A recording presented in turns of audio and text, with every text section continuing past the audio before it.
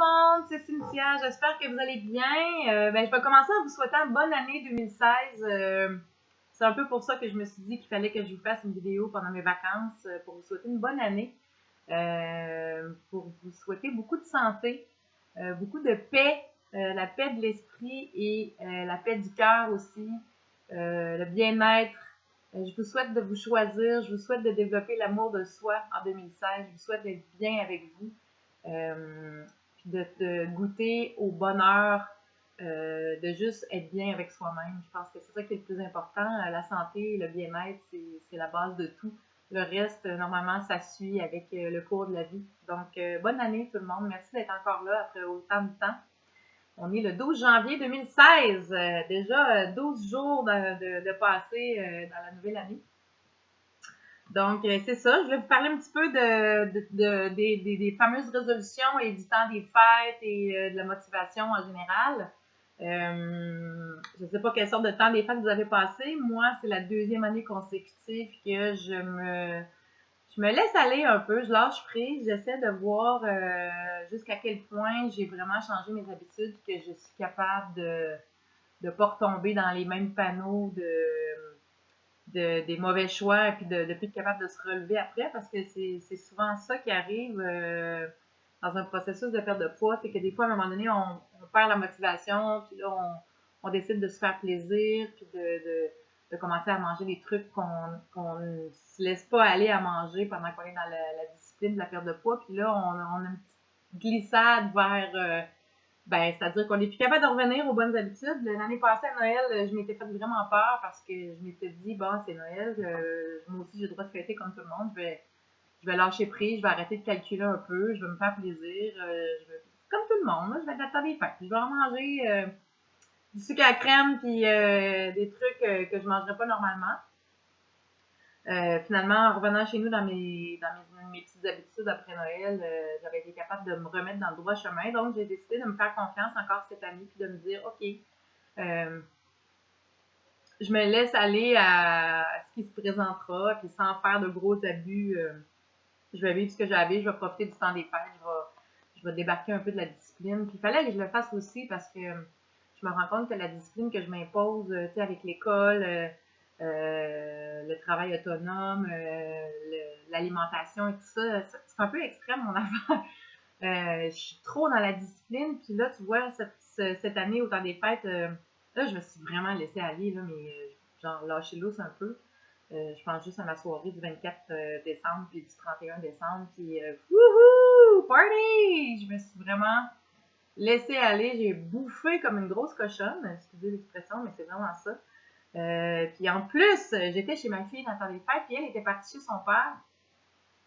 Puis il y a beaucoup de tentations chez ma fille, parce que bon, elle, évidemment, elle n'est pas dans un parcours de perte de poids comme moi, puis elle a 20 ans, donc elle aime ça manger des cochonneries, puis elle en a chez elle. Oh my God, ça a été une lutte. Vraiment, je me rends compte que oui, je suis capable de me contrôler, mais j'ai vraiment des limites dans le sens que faut pas qu'il y ait de cochonneries dans les armoires. En tout cas, faut pas qu'il y ait de cochonneries avec lesquelles j'ai de la misère parce que je suis pas capable de résister. Donc, tu sais, on se sent souvent, on développe une espèce de sentiment d'invincibilité quand on atteint notre poids santé, puis qu'on contrôle ce qui rentre dans la garde-manger puis ce qui rentre dans le frigo. Puis finalement, on se rend compte quand on est confronté et laissé à nous-mêmes face à des garde-manger plein de cochonneries, là, on voit vraiment jusqu'où va notre force de caractère. On rencontre nos limites assez rapidement. Donc, j'ai eu vraiment comme on dit en anglais, the struggle was real. J'ai eu vraiment à me battre pendant les fêtes pour, tu sais, ma fille avait du chocolat, des amandes enrobées dans le chocolat. C'est comme, tu ne peux pas me laisser toute seule avec 1 kilo d'amandes enrobées dans le chocolat dans le garde-manger. J'ai essayé de ne pas en manger. Puis d'ailleurs, le hasard a voulu que la vie m'a un peu aidée à ne pas trop abuser par rapport à ça. C'est que j'avais commencé à en manger une coupe d'amandes enrobées dans le chocolat à chaque jour. Par contre, je les ai assumées, c'est-à-dire que je n'ai pas fait comme si je les avais pas mangées. Je les ai notées, je les ai enregistrées dans mon application MyFitnessPal. Puis je les comptais aussi quand j'en mangeais. J'ai vraiment essayé de garder le contrôle malgré tout. Puis j'ai échappé le sac d'amandes par terre dans le garde-manger de ma fille. Puis là, je savais qu'elle avait mis Elle a eu un petit problème de souris dans son appartement parce qu'ils ont fait des travaux, puis il y a des souris qui sont rentrées, puis le propriétaire a mis du poison dans son garde-manger, donc je pouvais pas les remettre dans le sac, je les ai jetés. Puis là, je me suis sentie vraiment coupable parce que son sac d'amande a trempé dans le chocolat. Finalement, il y en a la moitié qui est disparu d'un coup. Fait que ça m'a comme. Ça m'a obligée à me contrôler parce que je me suis dit, je peux pas finir ces amandes dans le chocolat, ça fait de bon sens. Mais bref, ça a été toute une lutte. Je me suis testée aussi parce que je me suis dit, bon, c'est le temps des fêtes. J'avais eu des cartes cadeaux IGA. Donc, je me suis testée. Je me suis dit, je vais me faire plaisir. Je vais m'acheter du beurre d'amande. Je vais voir si je suis encore incapable ou si je suis capable de résister. Ça a été mieux que je pensais. Dans le sens où j'ai mangé mon pot de beurre d'amande en 2 semaines. Un petit pot de beurre d'amande, il est tout petit. Mais moi, je mange ça à cuillère. Hein. Comme je mange pas de pain, je mange ma cuillère de beurre d'amande, ma grosse cuillerée de beurre d'amande à chaque jour. Mais j'ai été capable quand même de me contrôler dans le sens où avant, ça aurait été comme ma période avec les cachous où j'étais juste pas capable de résister puis il fallait que je les laisse dans l'auto. Donc ça a quand même été, peut-être parce que j'avais des amandes dans le chocolat à manger à côté, mais bref, c'est ça. Donc, j'ai pris 2 livres pendant le temps des fêtes. Puis là, je travaille pour les perdre, évidemment. Je suis revenue chez nous. Je m'aperçois que quand on mange un peu de sucre à tous les jours, ben je le savais déjà, mais ça me le confirme encore une fois. Quand je mange du chocolat, pas nécessairement du chocolat, mais quand je mange du sucre à tous les jours, mon corps en veut. C'est vraiment de la drogue, le sucre. Il faut faire très attention. C'est vraiment de la drogue, c'est très addictif. C'est quand on commence à en manger à tous les jours, on n'est plus capable d'arrêter après. Puis, je pense que c'est un des défis, c'est ça, c'est de ne pas tomber dans le piège du sucre parce que c'est vraiment un gros, gros piège. Puis, même si on est fait fort, c'est prouvé que le sucre crée une dépendance comme la nicotine. Donc, il faut vraiment faire attention. Puis là, je le vois, là, j'ai envie de manger du sucre. Heureusement, chez nous, je suis de retour à Rimouski, j'en ai pas beaucoup. J'ai des trucs contre lesquels je suis capable de résister, mais vraiment, le sucre, c'est à faire très, très, très attention. Ça aide pas. Moi, je suis pas capable d'en manger régulièrement, puis que ça m'obsède pas l'esprit. Donc, faire attention du sucre. Et puis, ce qui m'amène à vous parler du fameux phénomène de l'autruche. Je pense qu'une des clés du succès, c'est vraiment d'arrêter de faire l'autruche puis d'être honnête avec soi-même. Puis dans mes groupes de soutien, j'en parle souvent de ça. Vraiment, les gens qui ont un problème d'obésité ou un problème de surplus de poids, qui ont lutté pour perdre du poids toute leur vie, on a un peu cette espèce de syndrome de l'autruche, de se mentir à soi-même, on va se dire les vraies affaires. C'est vraiment un comportement que je vois beaucoup, beaucoup chez la majorité des gens qui ont un problème d'obésité. C'est tellement facile de retomber dedans puis de faire l'autruche, de manger des trucs qu'on devrait pas manger puis de faire comme si ça n'existait pas. C'est comme si on l'écrit pas ou si on le rentre pas dans notre journal. On se fait croire que ça n'existe pas, ou les 3-4 bouchées de plus qu'on prend à gauche, à droite, on fait comme s'il n'existait pas ces bouchées-là, puis après ça, on dit, ben voyons, il me semble que j'ai l'impression de faire tout ce qu'il faut pour perdre du poids, puis je m'écris pas, ou j'en ai repris. Ben, c'est ça. C'est vraiment à chaque jour de prendre la décision de ne pas se mentir à soi-même pour faire des petites entourloupettes à côté et manger des trucs qu'on ne devrait pas manger. Quand on mange des trucs qu'on ne devrait pas manger, il faut l'assumer, tout simplement. Ça arrive, on n'est pas parfait, on a toutes des difficultés des fois face à certains aliments.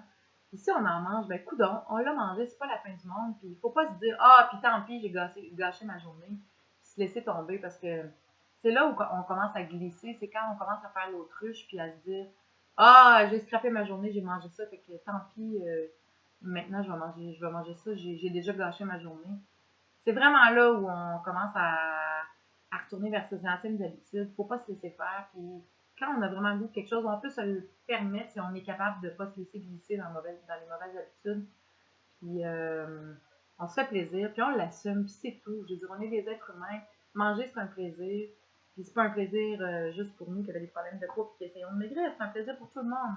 La société tourne autour de la bouffe, tout tourne autour de la bouffe. Les relations sociales tournent autour de la bouffe. Donc c'est important d'apprendre à se faire plaisir sans tomber dans le panneau à chaque fois, puis sans faire l'autruche, de vraiment assumer ce qu'on fait. Puis je pense que c'est ça qui permet d'arriver à un poids santé puis de rester là parce que c'est beau maigrir, mais le vrai défi commence le jour où on atteint notre poids santé puis qu'on doit rester là parce qu'on doit trouver un équilibre. On ne peut pas toujours être dans la privation puis dans la frustration. Ça, c'est les deux ennemis de la réussite au niveau de la perte de poids. Donc, il faut s'accorder des petits plaisirs, puis il faut trouver son équilibre. Puis comme je l'explique souvent dans les groupes de soutien, l'équilibre, c'est pas une ligne mince qui est ici, c'est une zone. La zone d'équilibre, c'est la zone où on est capable d'être dans le contrôle, mais d'avoir du plaisir et de la satisfaction aussi dans notre alimentation, puis pas juste dans notre alimentation, dans notre vie en général, de ne pas aller dans les extrêmes. Moi, j'ai cette tendance-là. Je le sais, j'en suis très consciente et je travaille là-dessus tout le temps. J'ai cette tendance-là du tout ou rien, d'être dans les extrêmes, soit que je suis 100% dans la discipline ou que je suis 0% dans la discipline, mais ça fonctionne pas. La preuve est que j'ai essayé de maigrir pendant 25 ans, 20 ans, 25 ans, puis j'y étais jamais arrivée parce que j'étais toujours dans les extrêmes. Donc, c'est trouver sa zone de confort qui nous permet d'atteindre nos objectifs sans devenir fou, sans devenir frustré. Donc, oui, d'avoir de la discipline, mais d'être capable d'avoir un équilibre là-dedans, de se faire plaisir régulièrement parce que la frustration et la privation, ça mène aux excès. Donc, c'est vraiment important, même après Noël, comme ça, là, de ne pas se dire, ah oui, là, moi, je vais au gym 5 fois par semaine, puis je mange plus du tout ça, puis je touche plus à ça, puis je vais faire ça, puis je mange pas plus que 1500 calories par jour. Ça fonctionne pas. Donc, c'est de changer ses habitudes une à une tranquillement. De ne pas être trop pressé aussi, parce que des fois, quand on est trop pressé, on se pète la marboulette parce qu'on devient frustré, puis on abandonne. Donc, c'est mieux de prendre de faire des petits changements, de s'établir des objectifs petits, mais réalistes et réalisables à long terme. Il faut toujours se poser la question quand on se met un objectif. Est-ce que je vais être capable de maintenir cet objectif-là pour toujours? Si la réponse est non, ça veut dire que c'est pas réaliste. Donc, il faut réviser ses positions et aller lentement mais sûrement. Donc, voilà. Il ne faut pas faire l'autruche, il faut rester en pleine conscience de ce qu'on est en train de faire, de toujours rester dans des objectifs réalistes et réalisables. Et c'est ça qui permet d'arriver au succès. C'est ça qui permet de ne pas devenir frustré et de se laisser tomber en cours de route. Donc, c'est vraiment ça que j'avais envie de vous dire. C'est le temps des résolutions. Des fois, on est un peu... on n'est pas content de ce qu'on a fait. On s'était mis des objectifs pour l'année d'avant. On ne les a pas réalisés. Ou même des fois, on s'en est éloigné encore plus. C'est pas une raison pour aller dans les trucs drastiques et extrêmes, de se dire, ah oui, je vais aller au gym 5 jours par semaine, puis je vais faire ci, faire ça. On le sait, on a toute cette tendance-là en début d'année de se fixer des objectifs, puis souvent ça n'a pas d'allure. Donc, voilà. Fait que c'est ça, les amis. J'espère que vous allez bien, malgré tout, que vous n'êtes pas trop découragés. Moi, je le vois dans mon visage que j'ai gonflé un peu, là. Donc, je vais travailler là-dessus. Et là, je vais en faire couper les cheveux. Écoute, je pense que là, j'ai jamais été aussi négligée, mais c'est pas parce que j'ai pas voulu. J'ai voulu me faire couper les cheveux avant de partir pour le congé de Noël. Puis finalement, évidemment, les agendas étaient tous bouqués. Puis je me suis dit, ah, c'est pas grave, début janvier, je vais aller voir mon Cyril chéri à Longueuil qui me coupe les cheveux depuis que j'ai 18 ans. Puis finalement, je ne savais pas. D'habitude, ils prennent leurs vacances entre Noël et le jour de l'an. Puis là, ils ont pris leurs vacances du 1er au 12 janvier. Puis moi, je revenais le 9. Donc, je me suis fait un peu poigner. Là, c'est la dernière fois que vous me voyez comme ça. Je ne sais pas s'il y en a qui ont mon âge, qui écoutaient Pépin la Bulle. J'ai mis sur mon Facebook hier. Pépin la Bulle, il y avait le petit singe, là, Garataka, qui s'appelait, qui est embarqué dans la bulle. Et je trouve que j'y ressemble en ce moment, parce que mon tour d'oreille, j'en ai plus de tour d'oreille en fait. Bref, j'ai passé autre bon look pour vous faire cette petite vidéo, parce que je m'en vais dans une heure, je vais être assise sur la chaise de la coiffeuse. Mais je me suis dit que le temps était parfait, parce qu'après, je recommence à enseigner la percussion africaine à mes jeunes du secondaire aujourd'hui. Il y a des petites c'est ça, la routine va revenir tranquillement. Je suis encore en vacances d'école jusqu'au 25 janvier. J'en profite pour me reposer parce que je me suis un peu fait peur. Je trouve que c'est long. Je suis quand même en vacances depuis le 21 décembre. Puis c'est long à remonter. J'ai beaucoup de fatigue accumulée. Puis ça m'a beaucoup inquiétée pendant le temps des fêtes. Parce que normalement, après 2 semaines, je suis top shape. C'est pas le cas encore aujourd'hui. Je pense que je pousse ma limite. Je suis quelqu'un qui aime ça, pousser sa limite, puis j'ai beaucoup d'énergie, mais là, je me rends compte que je la pousse peut-être un petit peu trop. Il va falloir que je révise un peu. Fait que c'est ça, j'essaie de m'accorder du temps de vacances sans me sentir coupable. J'ai beaucoup de misère avec ça, moi, de prendre du temps pour... Pourtant, j'arrête pas de dire qu'il faut prendre du temps pour soi. J'en prends, mais je sais pas, c'est nouveau. Depuis que je suis en musique, je m'aperçois que j'ai de la misère à lâcher prise, à m'accorder du temps sans me sentir coupable de ne pas être en train de pratiquer. Donc là, j'essaie de ramener un équilibre à ce niveau-là aussi. Parce que là, je me fais vieillir avant mon temps. Je parle beaucoup qu'il faut rester dans l'équilibre et garder des objectifs réalistes et tout ça, mais je m'aperçois qu'avec moi-même, je suis très très dure au niveau des objectifs, surtout à l'école, en musique et tout ça, mon projet. dans le travail, en fait, je me rends compte que je suis vraiment dure avec moi-même. En général, je pense que je suis quelqu'un que je me mets des objectifs, je mets la barre très haute et je me donne pas la permission de faire autre chose que de toujours être dans l'excellence. C'est bon, mais ça a le revers, c'est que c'est ça, je suis trop dure avec moi-même et j'ai de la misère à m'accorder du temps, vraiment à rien faire, à juste relaxer puis prendre ça cool. Au niveau social aussi, je m'aperçois que, ouais, faut que je ramène, dans 2016, c'est ça que je veux. Je veux ramener de l'équilibre dans ma vie, d'être moins dur avec moi-même, puis de m'accorder un petit peu plus de temps, de relaxation, d'avoir du plaisir avec les amis. Je suis vraiment trop dans la discipline, puis je me suis aperçue pendant ce merveilleux temps des fêtes où j'ai vu plein d'amis, puis j'ai pris ça relax, que faut que je le fasse aussi pendant mes sessions. Il faut que je m'accorde du temps pour moi, puis que je m'accorde du temps pour relaxer, puis faire autre chose que d'être toujours dans le travail, dans les études et dans la pratique et tout ça. Donc, parce que c'est partout, c'est dans tous les domaines de ma vie où je m'impose une discipline très stricte. Puis, il faut vraiment que j'apprenne à remettre plus de plaisir dans tout ça, plus de relaxation, de temps à rien faire, là, juste à m'accorder du temps pour moi, sans me sentir coupable en fait. C'est que je m'en accorde du temps, mais j'ai beaucoup de culpabilité par rapport à ça. Donc, faut toujours. Hey, c'est tout un processus, hein, l'équilibre, c'est. Faut y travailler à chaque jour, puis il y a toujours des trucs qu'on espère améliorer, puis c'est ça. Moi, il y en a qui ont de la misère à se botter le derrière pour être dans l'action. Moi, j'ai de la misère à me botter le derrière pour décrocher et pour m'accorder du temps sans culpabilité. Donc, c'est ce que j'essaie de travailler pour 2016, c'est d'améliorer encore l'équilibre que je suis beaucoup mieux que j'étais, mais j'ai tendance à. Je pense que c'est le processus de perte de poids qui m'a appris à être très disciplinée. Puis là, il faut que je ramène ça, faut que je ramène l'équilibre. Faut que je ramène ça au centre un petit peu plus encore. Donc, faut vraiment que je travaille là-dessus, même si je suis toujours en train de conseiller aux autres d'avoir un équilibre. Moi-même, des fois, c'est difficile de l'atteindre au niveau de devenir un petit peu moins disciplinée, puis un petit peu plus rebelle dans ma discipline, d'apprendre à prendre soin de moi encore plus. Donc, c'est à travailler. Alors, je ne sais pas c'est quoi vos résolutions pour 2016, est-ce que vous en avez pris? Moi, j'essaie de pas trop prendre de résolutions. En fait, c'est ça, c'est que j'aspire toujours à améliorer euh, ma vie, mon état, mon bien-être et tout, de toujours aller vers le positif.